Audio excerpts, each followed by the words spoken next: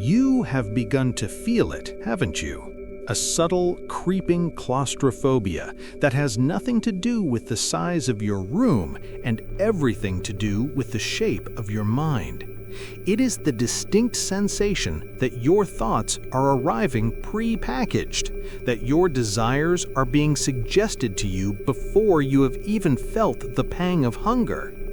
You feel a strange fatigue, a boredom that penetrates right down to the marrow, even though you are constantly stimulated, constantly entertained, constantly engaged. This is not burnout. This is not depression. This is something far more specific and far more dangerous to your existence as a sovereign individual. You are suffering from the psychological weight of being solved. For the last decade, you have been trained, largely without your consent, to optimize yourself. You have curated your digital footprint, streamlined your work habits, and polished your social persona to maximize engagement and minimize friction. You learned to speak the language of the algorithm, to use the right keywords, to post at the right times, to react to the current thing in the current way. You treated your own personality as a product to be refined. But here is the paradox that is about to break you. The very traits that allowed you to succeed in the information economy, consistency, optimization, predictability, are the exact traits that are currently rendering you obsolete. In the age of artificial intelligence, to be predictable is to be replaceable. If an algorithm can predict your next sentence, your next brushstroke, or your next strategic decision, then you are no longer a creator. You are merely a relay station for a pattern that a machine can execute faster, cheaper, and better. You are terrified of the AI not because it is smart, but because it is holding up a mirror to how robotic you have become. You surrendered your chaos to buy safety, and now that safety is being automated. The danger isn't that the machine becomes human. The danger, as you are discovering in the quiet panic of your own heart, is that the human has already become a machine. To reclaim your sovereignty, you must understand the psychological architecture of this trap. You must understand why you crave the cage of predictability and how to surgically excise the part of you that wants to be a robot. We are dealing with a psychological mechanism known as ontological flattening. In simple terms, this is the process by which a multidimensional, complex human being compresses themselves into a two-dimensional data point to fit into a system. It is a survival strategy born of a deep archetypal wound, the fear of exile. In the primal environment, to be unpredictable was dangerous. If you acted erratically, the tribe could not trust you during the hunt. You became a liability. So we evolved a deep biological imperative to conform, to signal reliability, to adhere to the social script. We learned to suppress the shadow self, the erratic, wild, aggressive, or creative impulses that didn't fit the group consensus. However, in the digital age, this survival mechanism has been weaponized against you. We are now living in what philosopher Byung-Chul Han calls the burnout society, characterized by an excess of positivity and sameness. The systems we interact with, social media algorithms, corporate hierarchies, and now large language models, reward pattern matching. They reward you for being a good student. You have spent your life being a good student. You learned that if you input the correct effort, you get the correct output. You became hyper-vigilant, constantly scanning the environment for the right answer. This is a trauma response. It is a fawning mechanism where you flatten your intuition to please the authority figure. But the authority figure is no longer a teacher or a parent. It is a predictive model. When you interact with AI, or when you exist in a digital space, you are interacting with a probability engine. It works by predicting the most likely next token. It thrives on the average, the mean, the consensus. When you make yourself predictable to hack the algorithm or to be efficient, you are voluntarily entering the slaughterhouse of the average. You are sacrificing your sovereignty of mind, your capacity for discontinuous, non-linear, intuitive leaps for the comfort of algorithmic fluency. You have built a psychological architecture of smoothness. You fear the glitch. You fear the awkward silence. You fear the misunderstood joke. But it is in the glitch, the silence, and the misunderstanding that your humanity hides. You have paved over the wild garden of your psyche with concrete to make it easier for the trucks to drive through, and now you wonder why nothing new grows there. This struggle between the organic, chaotic human spirit and the imposition of rigid, mechanical time is not new. We have fought this battle before, and looking at how our ancestors handled it reveals the path forward. Consider the mid-19th century and the standardization of time. Before the proliferation of the railroad, time was a local, organic phenomenon. Noon was simply when the sun was highest over your specific village. Bristol time was different from London time. Human life was governed by the solar cycle, the seasons, and the biological rhythms of the body. It was messy, it was local, and it was human. Then came the trains. For a railway network to function, it could not tolerate local time. It required absolute synchronized precision. If it was 12 in London, it had to be 12 in Bristol, regardless of where the sun was. The implementation of Greenwich Mean Time, GMT, and the subsequent zoning of the world was a paradigm shift that traumatized the human psyche. Suddenly, you were not eating because you were hungry. You were eating because the clock said it was lunchtime. You were not sleeping because you were tired. You were sleeping because the schedule dictated it. We internalized the mechanical clock. We allowed an external, rigid architecture to override our internal biological sovereignty. The philosophers and poets of that era, the Romantics, and later the existentialists, saw this as a spiritual catastrophe.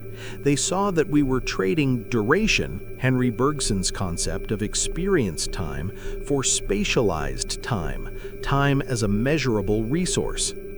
We are currently undergoing the second phase of this catastrophe. The railroad standardized our time. AI is standardizing our thought.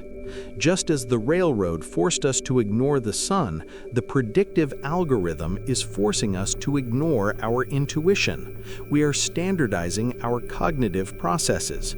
We are writing emails that sound like ChatGPT because it's professional. We are making art that looks like Midjourney because it gets clicks. We are thinking in bullet points. You cannot smash the server farms, but you can refuse to synchronize your mind with them. The standardization of thought is only possible if you agree to it. The moment you value efficiency over eccentricity, you have agreed to be a cog in the digital railroad. The cost of this agreement is not just economic. It is a profound spiritual grief. It is the grief of enframing. Martin Heidegger, the German philosopher, described technology not just as tools, but as a mode of revealing the world.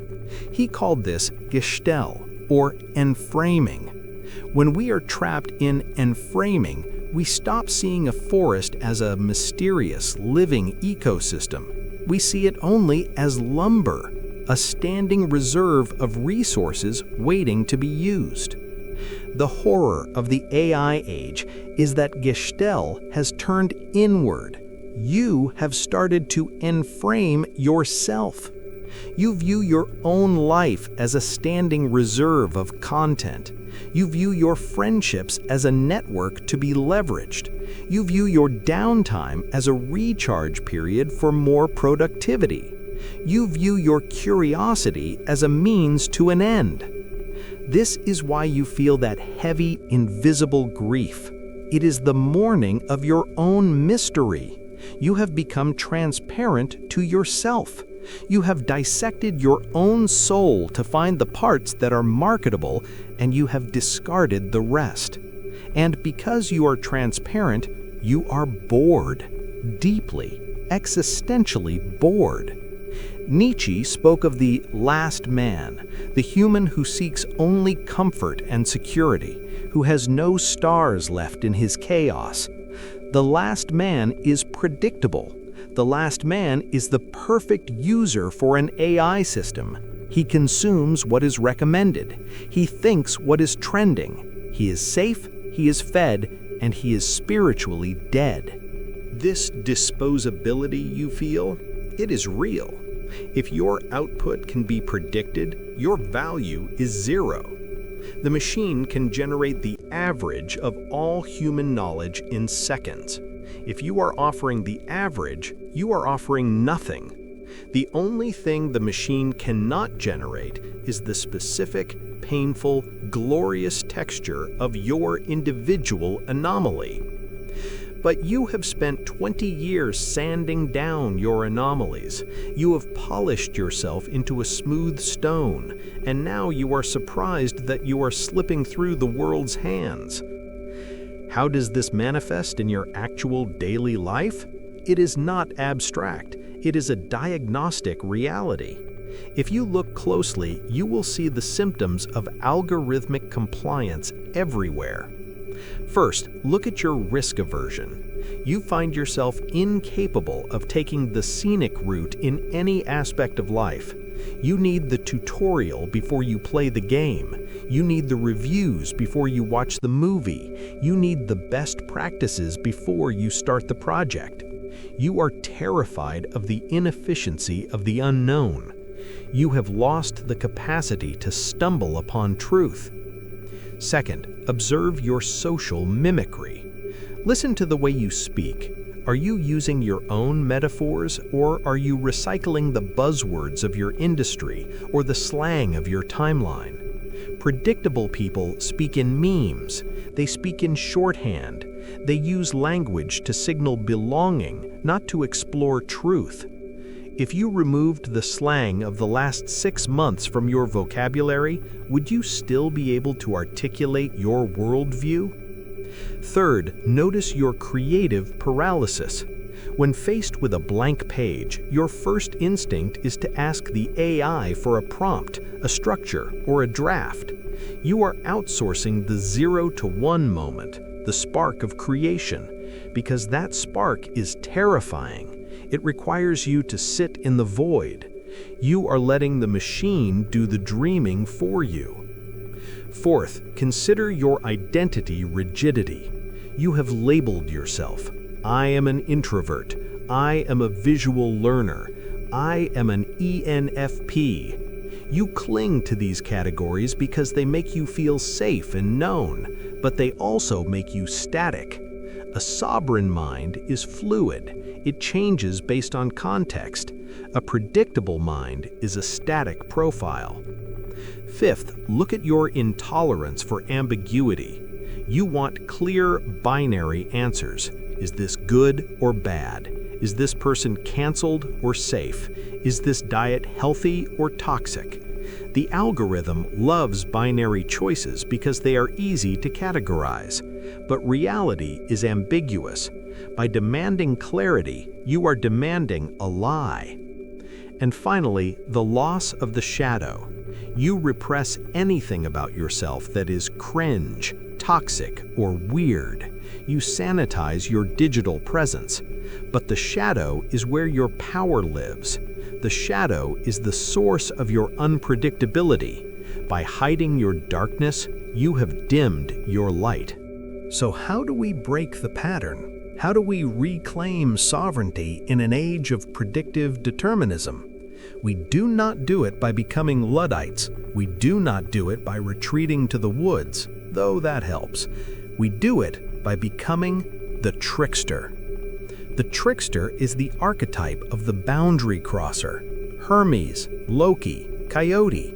The trickster is the only one who can outsmart the system because the trickster does not follow the rules of the system.